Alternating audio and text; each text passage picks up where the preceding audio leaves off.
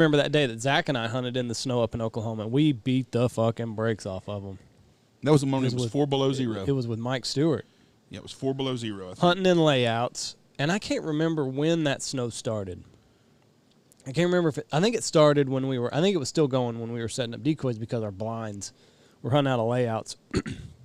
And those blinds, I told the guys, I said, set them up now, and then the snow will keep falling. And by the time we're ready to hunt, they'll blend right in. And, oh, my goodness. They just blended right in with that white ground, and we just fucking murdered the geese. And, like, we shot a big limit in about 30 minutes. That was a lot of fun. Then there was a day here. It was on the Big Bevel, and I was probably 18, 19 years old at the time. I was just out of high school. And I was hunting with Johnny Miller, who passed away this last summer, Ryan Erdman, who is a Minnesota resident, Zach, and myself. And it started out, it was also with Mike Matoyer.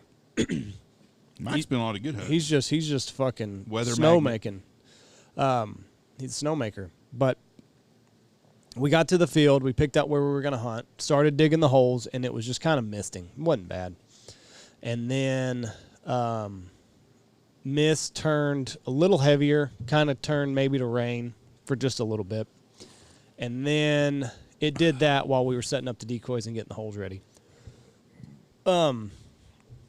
We get in our hole. Of course, I only had one fucking hoodie that day. From that day forward, I always carried 2 hoodies.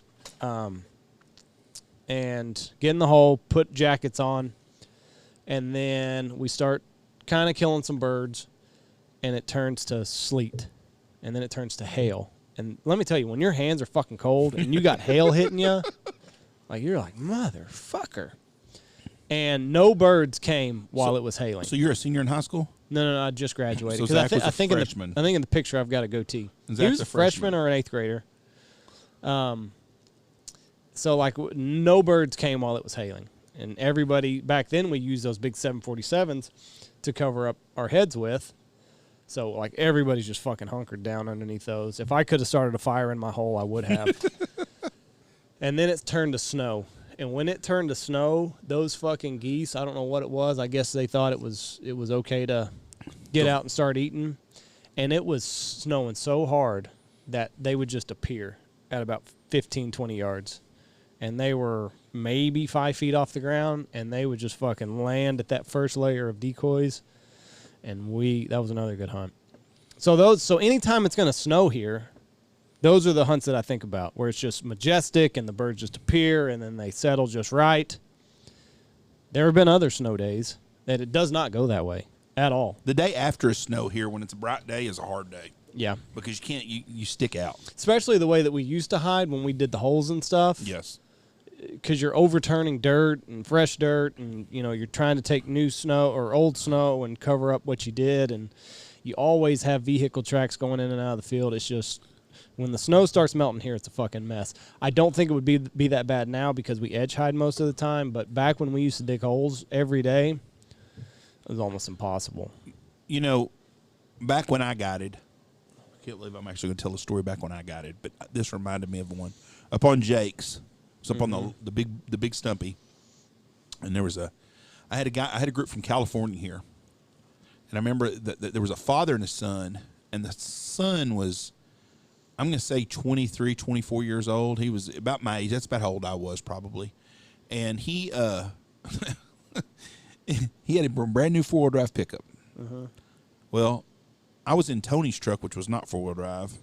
And when we went in, it hadn't really done much. It was supposed to snow, and it hadn't snowed. So I went in, and it was wet raining time I got to north of Knox City. Right. And time I turned off of the road to go to Jake's, it was raining pretty good and sleeting and turned into snow a little bit.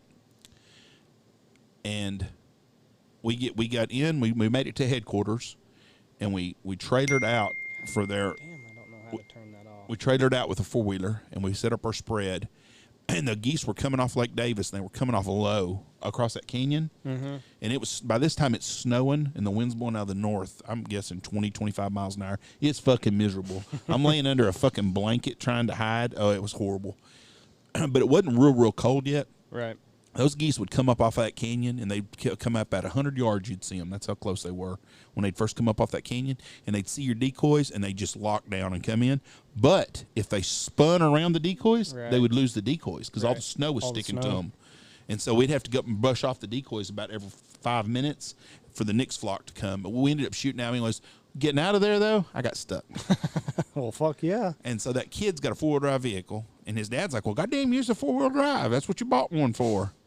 Fucking trying. I had to leave Tony's truck over there by where Jake lives now, left it in the ditch there for 3 days. Was it that big white one? No, it was a blue truck he had. Oh, before the white one? Yeah, it was a... That white one stayed stuck, but it was because of rain. Well, it's because it was a power stroke that weighed 12,000 fucking pounds or whatever it weighed. But what that was rain, though. That wasn't snow when he got stuck up there. He got stuck on that truck all kinds of shit. Oh. That truck was not meant to be... That's a heavy, heavy truck. But anyways, we got stuck up there, but we shot the shit out of the freaking geese. I found that picture of Zach and I in Oklahoma. Did you? Just a burner that day. What field was that on? Was that right north of the town in the park? Or by the park? Yeah, it was north of town, It was in that Milo patch, wasn't it? Yes. Yep. Is that the one I went and got donuts and brought them back to y'all? Yeah, so the birds they didn't fly for shit first hour or so. It was later in the day before they started flying, but it was a lot of fun.